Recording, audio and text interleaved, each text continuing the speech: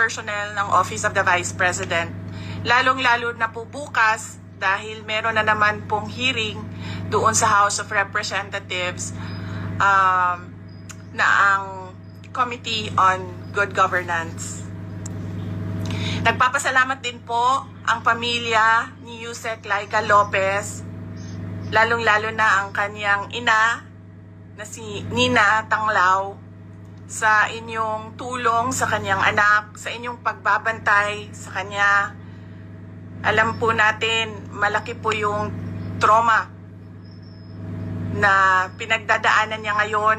Minsan po nakakahawa dahil po sa harassment and threat to her life. Alam ko po, busy po kayo lahat. Lahat kayo kailangan maghanap buhay dahil mahirap ang buhay ngayon. Pero nandyan kayo para magpakita at magbigay ng suporta sa akin at sa opisina ng Vice President. Gusto ko lang ipaalala sa ating mga kababayan na ayaw natin ng kaguluhan, na tayo ay may karapatan sa peaceful assembly at tayo ay may karapatan na magsalita kung ano yung nararamdaman natin at gusto nating makita mula sa ating gobyerno. Ang gusto natin makita ay genuine public service. Kung maalala nyo po, hindi ako sumama o sumali kahit sa anumang panawagan ng pagtanggal sa Pangulong Marcos sa kanyang pwesto.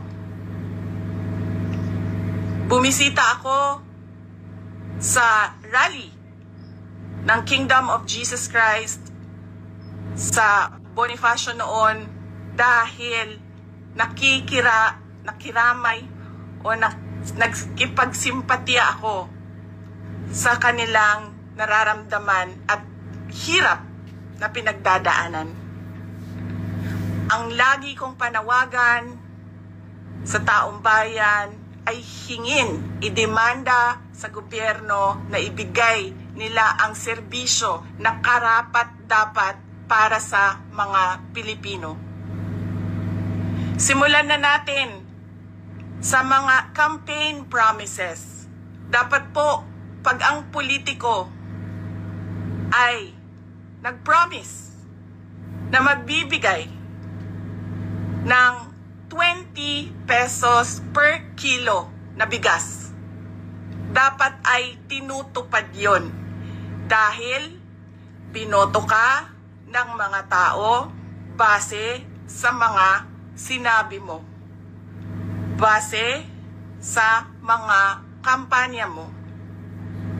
Kaya dapat binibigay yan lahat.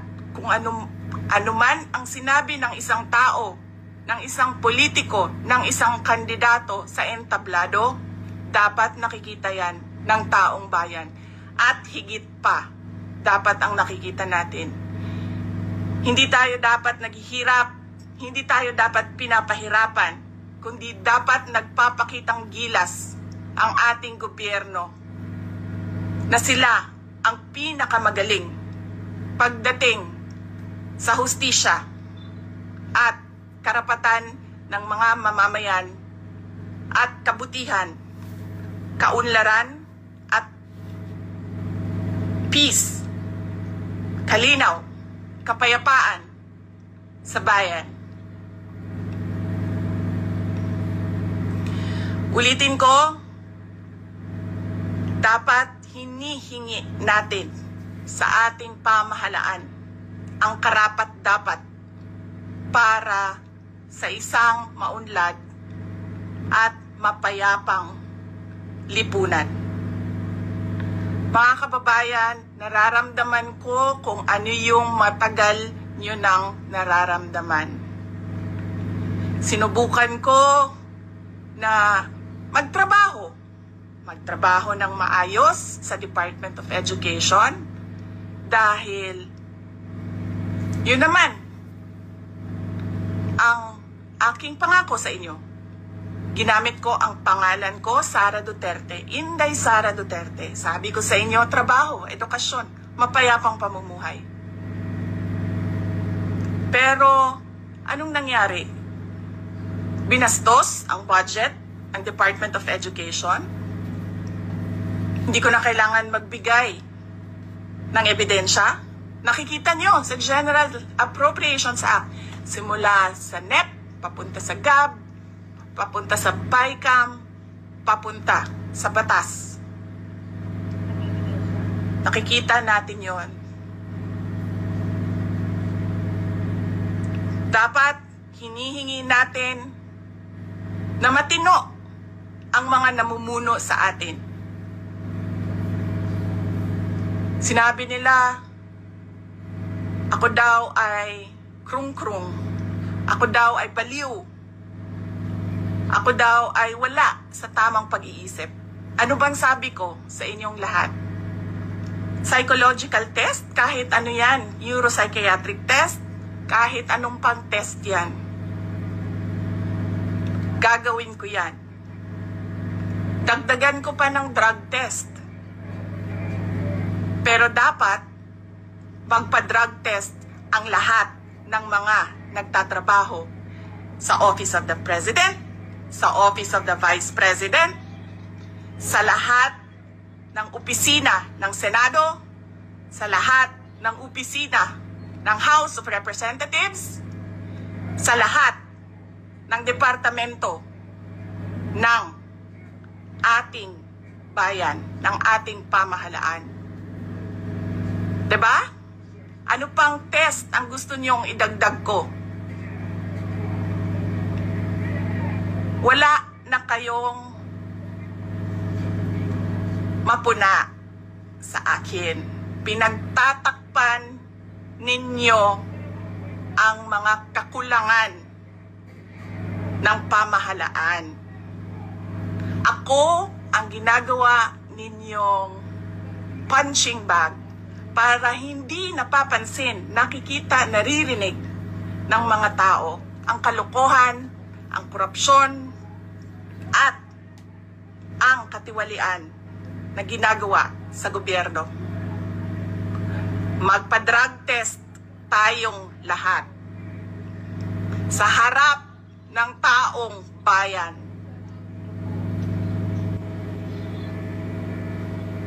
Dalawa lang yan, mga kababayan. Ibigay namin ang mga pangako namin sa inyo noong nangangampanya kami. At papakita namin sa inyo na matino kami. Magpapadrug test kaming lahat.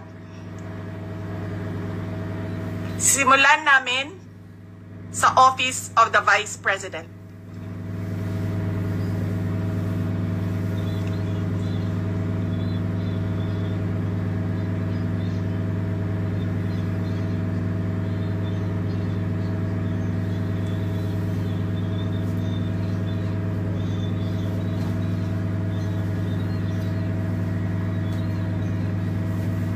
Ayaw nila tayo tigilan dahil hindi tayo sumusunod sa kanila. Hindi tayo nabibili ng pera. Ano pa ba ang kailangan ng isang taong sanay na sa hirap na wala na siyang ibang alam kundi ang maging mahirap dahil hindi niya nakikita ang hustisya mula sa gobyerno? Mabibili mo pa ba yan? Hindi na.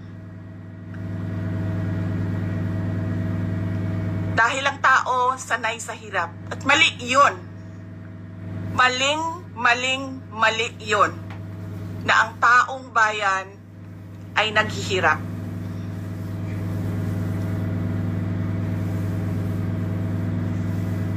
Mga kababayan,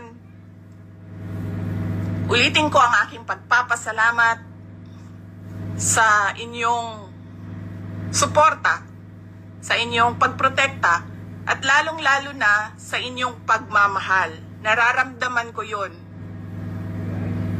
Mahal ko kayong lahat. Mahal ko itong bayan natin. Wala na po tayong ibang bayan.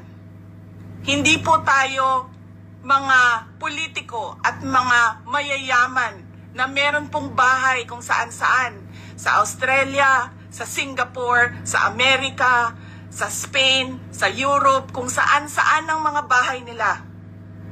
Napakadali sa kanila na talikuran ang bayan. Pero tayo, saan tayo pupunta? Sa mga probinsya lang natin. Sa Samar, sa Leyte, sa Cebu, sa Bohol, sa Siquijor, sa Negros Oriental, sa Negros Occidental, sa Panay Island, sa Mindanao, sa Luzon. Doon lang tayo makakapunta, makakauwi kung magulo ang bayan. Pero ang mga mayayaman at mga politiko, iiwanan lang tayo. Kaya mga kababayan, paniguraduhin nyo na hinihingi ninyo sa gobyerno kung ano yung karapat-dapat para sa ating lahat. Hindi lang karapat-dapat para sa mga politiko at mayayaman. Nagpapasalamat po ako at paalala po ulit sa inyong lahat, peaceful assembly sa ilalim ng freedom of speech ang ating hangad.